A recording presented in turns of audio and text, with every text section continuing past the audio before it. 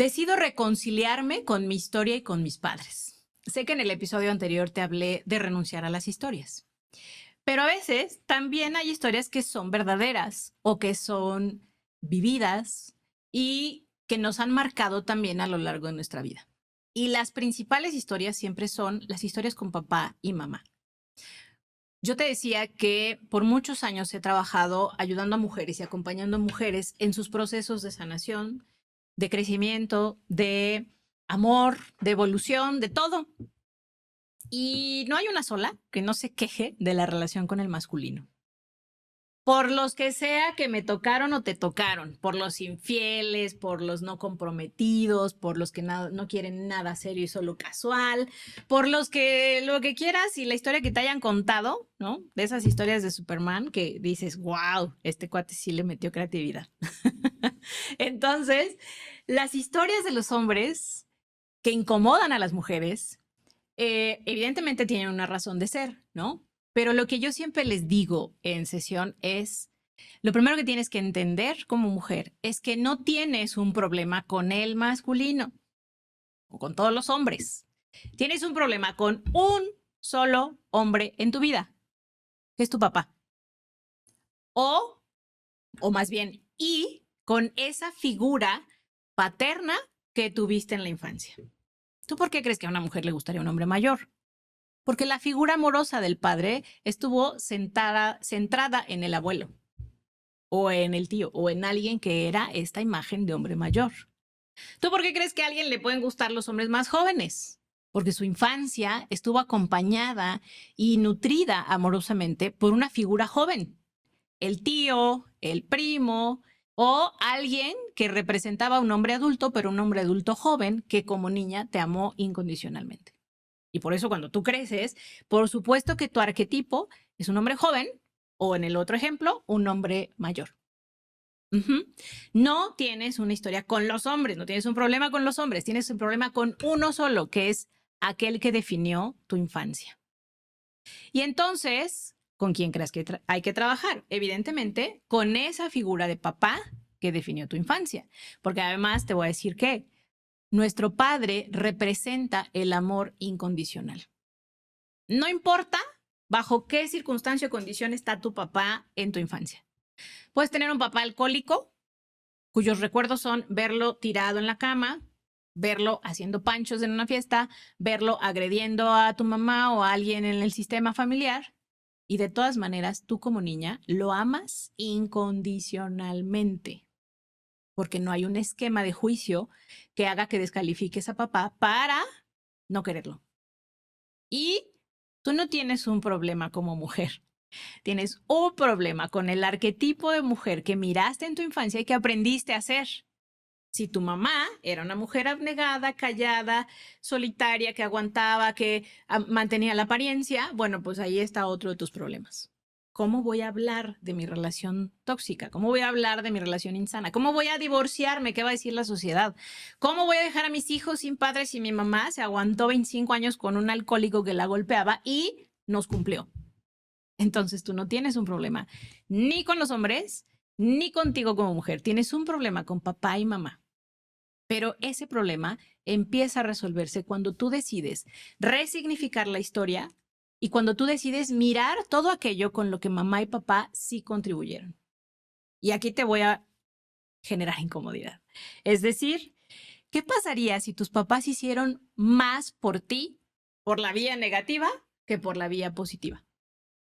¿Qué pasaría si todo aquello de lo que te has quejado, que no llegó, que no te dieron, que te faltó, que te trataron diferente, que si tú hubieras tenido más amor, más atención, más presencia, más reconocimiento, más preferencia en tu sistema familiar por parte de mamá o por parte de papá, todo estaría mejor en tu vida? Y si eso seguramente te hace identificarte, hoy quiero hablarte de una idea distinta, porque recuerda que este podcast no es para aplaudir, es para hablar de las cosas incómodas. Y una de las cosas que yo encontré muy incómodo cuando yo inicié este camino de sanación, porque también traía la queja contra papá y mamá, no creas que yo los vi como seres humanos perfectos, es un principio cabalístico que dice que el amor necesita constricción.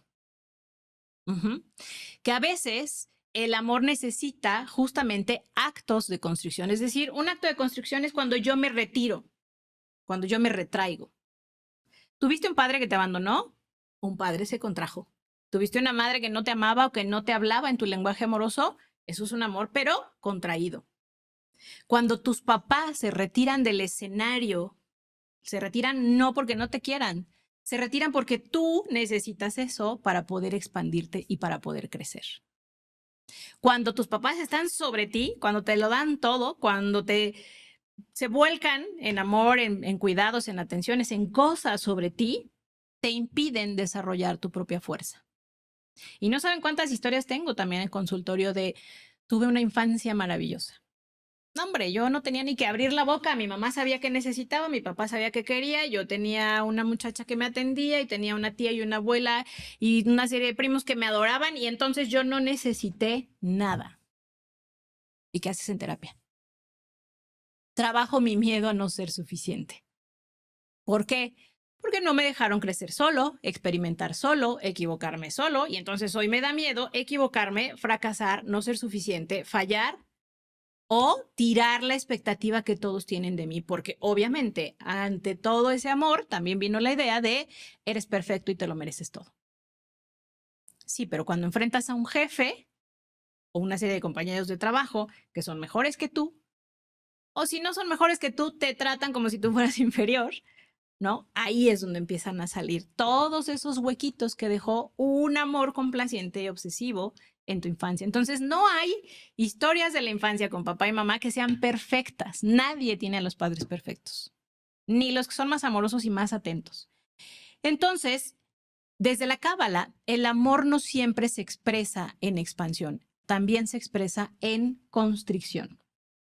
Y imagínate tú pensar que si tus papás te hubieran dado todo, absolutamente todo, tiempo, atención, cuidado, cariño, etcétera, y que nunca hubiéramos tenido limitación alguna, entonces tú no tendrías hoy hambre de nada. Y te quiero hacer esta pregunta. ¿Qué despertó en ti aquello que no recibiste? Ajá. Es decir, ¿en quién te convertiste a partir de aquello que no recibiste? Y yo te voy a decir en quién. Por ejemplo, regresando a este caso de un padre alcohólico, ¿no? ¿Qué es lo que no te da un padre alcohólico?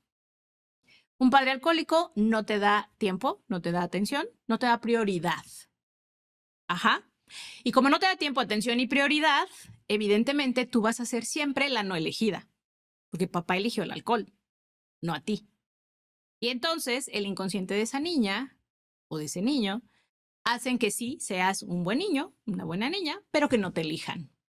No, hombre, eres una gran mujer, maravillosa, extraordinaria, inteligente, exitosa, pero no estoy listo, pero no eres la elegida, pero algo me dice que no eres tú, que no es contigo. Y luego la otra mitad de la ecuación.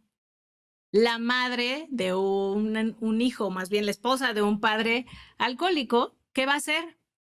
Va a tener dos cosas. Una codependencia absoluta a este esposo alcohólico y toda su atención en él. Y no necesariamente por amor, ¿eh? La esposa de alguien que es alcohólico va a estar atenta a él porque no sabe cómo va a llegar hoy. No sabe si llega borracho, si llega en juicio, si llega borracho y llega agresivo o llega calmado, si llega borracho con dinero o sin dinero, si llega borracho y quiere cenar o no quiere cenar, si llega borracho y la va a agredir o no la va a agredir. Entonces, la atención absoluta de esta madre va a estar en el papá alcohólico. Y ahí está la otra parte de la ecuación.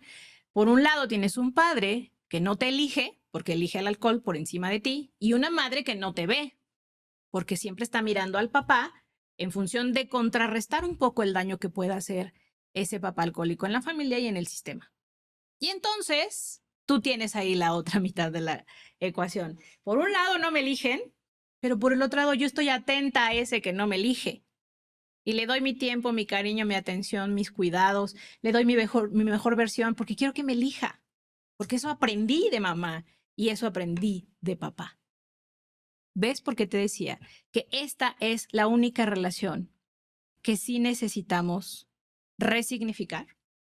Hay que resignificar, pero no justificando, porque mucha gente resignifica y cree que es justificar a los papás. No, no, no. Resignificar no es romantizar el sufrimiento. Resignificar no es negar las heridas y no es negar la historia.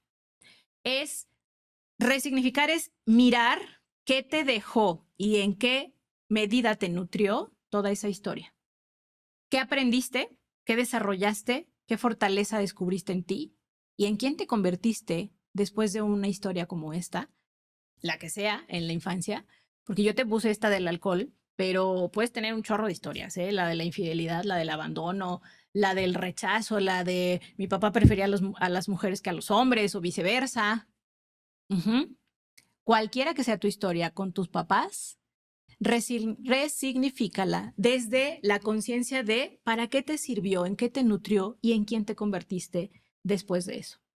Y cuando tú veas cómo cambia ese significado, también va a cambiar tu vida y obviamente va a empezar a cambiar ese patrón de parejas con el que has estado luchando tanto tiempo y que no habías entendido desde dónde hay que sanar. Soy Dal Suárez y te espero en el siguiente episodio de Mujer Sana, Mujer Poderosa.